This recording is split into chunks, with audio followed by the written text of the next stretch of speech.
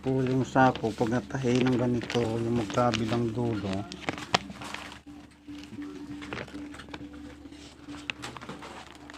Gugupitin naman doon.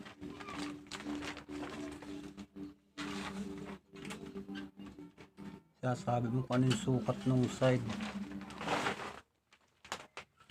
Yung side ay ito.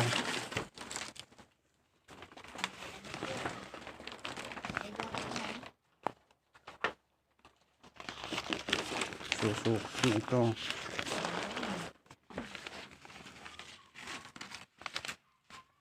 Susukat, itutupin na ganito yung side. Kasi susukat mo dito.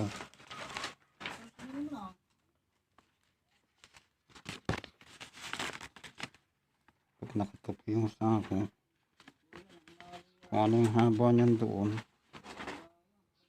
gugupitin mo ngayon yan. Ayun, gugupit mo doon.